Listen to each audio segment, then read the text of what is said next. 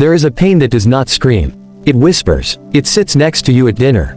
It lies beside you in bed. It watches you try, and try, and try again. You are still fighting for this marriage. But it feels like you are fighting alone. You remember when it was different.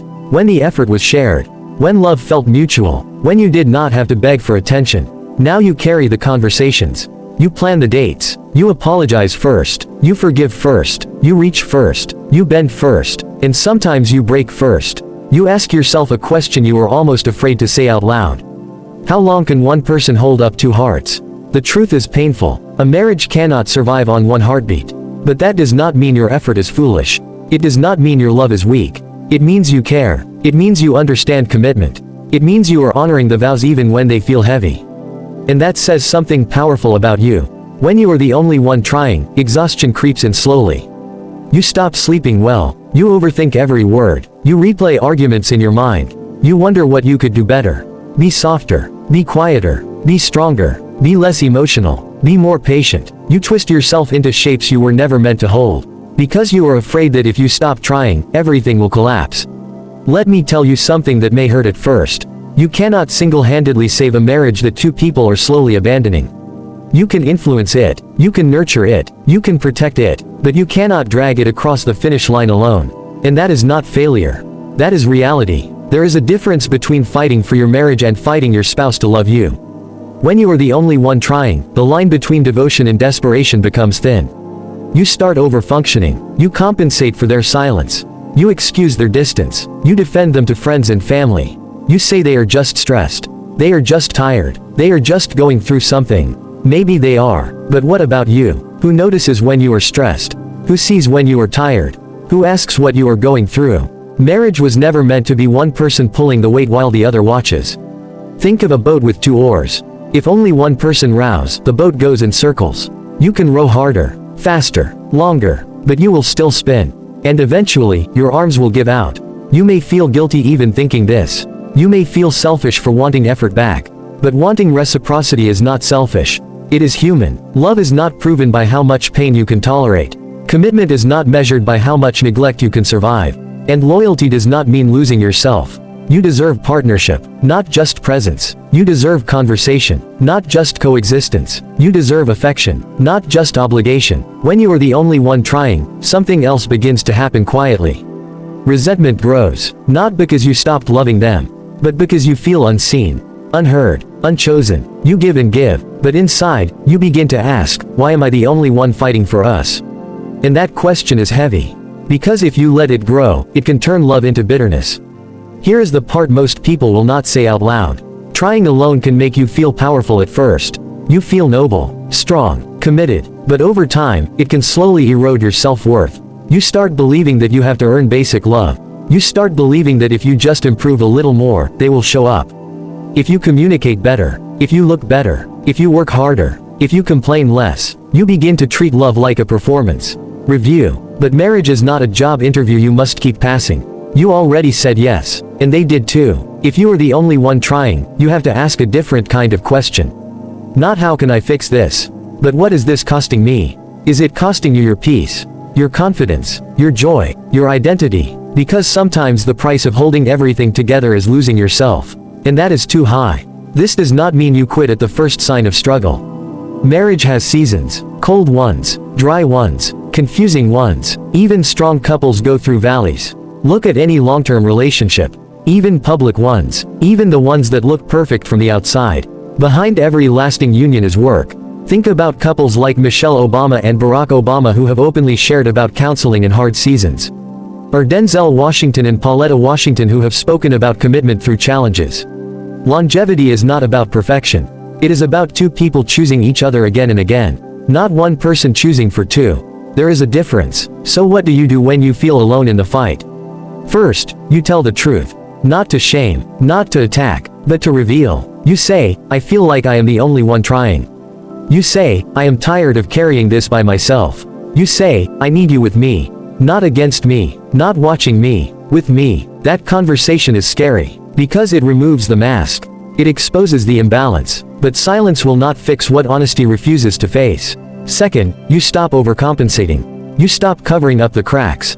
If they forget something important, you do not rush to rescue the moment every time. If they withdraw, you do not chase endlessly.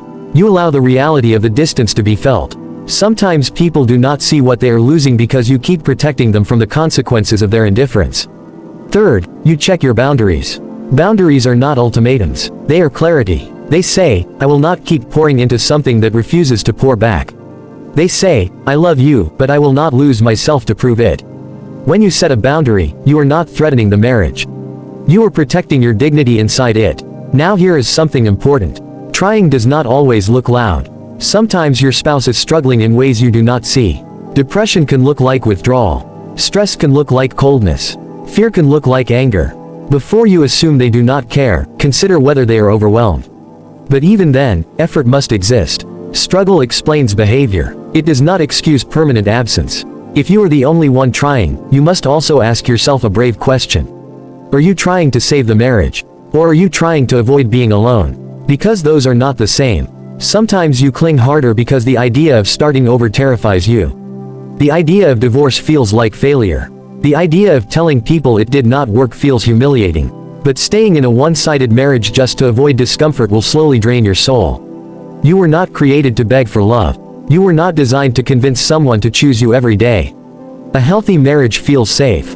Even in conflict, even in disagreement, it feels like two people on the same team, not opponents in the same house. If you are the only one trying, you might feel invisible. But you are not weak.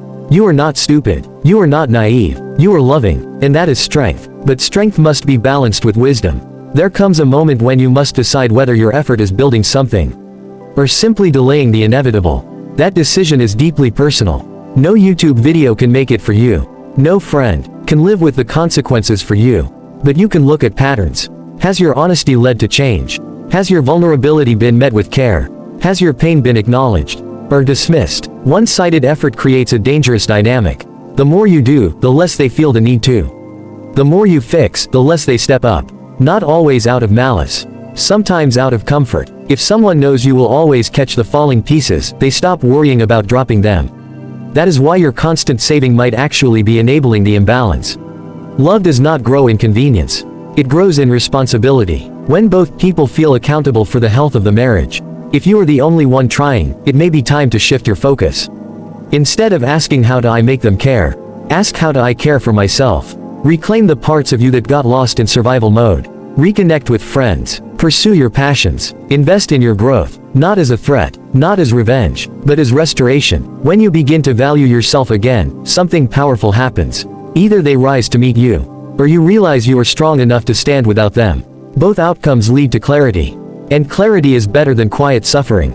Let this sink in. Your worth is not determined by how hard you can fight alone. Your value does not increase because you endure neglect. Your identity is bigger than this season. You are allowed to desire mutual effort. You are allowed to expect respect. You are allowed to say, I cannot do this by myself anymore. And if you are listening right now with tears in your eyes, feeling seen for the first time, hear this clearly. You are not crazy. You are not overreacting. You are responding to imbalance. Marriage was designed to be shared. The weight, the joy, the pain, the growth, shared. If you are still trying, do it wisely. Communicate honestly. Set boundaries clearly. Seek counseling if both of you are willing. Invite accountability. But do not carry the entire structure on your shoulders indefinitely. Even the strongest foundation cracks under constant uneven pressure. You can love deeply, and still choose not to lose yourself. You can fight passionately, and still recognize when the fight requires two warriors. You can honor your vows, and still insist on partnership. Being the only one trying feels lonely. But sometimes it is the wake-up call your marriage needs. Sometimes your refusal to keep overcompensating forces reality into the open. Sometimes your strength in stepping back is what creates space for them to step up. And sometimes, it reveals the truth you have been avoiding. Whatever the outcome, choose integrity. Choose self-respect. Choose courage. Not pride, not ego, but courage. Courage to face the truth. Courage to have the hard conversations. Courage to stop pretending everything is fine when it is not. You deserve a marriage where effort flows both ways. Where love is not extracted, but exchanged. Where you do not feel like a single parent to your own relationship. Where you are not the only one checking if the flame is still burning. If you are the only one trying right now, pause. Breathe. Ask yourself honestly, am I fighting for love? Or am I fighting alone? And if the answer is alone, do not panic. Do not shame yourself, but do not ignore it either. Because the most loving thing you can sometimes do for your marriage is to refuse to carry it by yourself any longer. That refusal is not giving up. It is drawing a line. And sometimes lines save what endless effort cannot. You are worthy of being chosen. Not chased, not convinced, chosen, every day, by someone who rose with you, who builds with you, who stands beside you when storms hit. If that is not happening, it is time for honesty. With them, and with yourself. Your marriage matters, but so do you. Never forget that. Because a marriage where only one person is trying will either transform when truth is spoken, or it will end when truth is accepted. But either way, you will no longer be silently drowning while pretending to swim. And that is the beginning of freedom.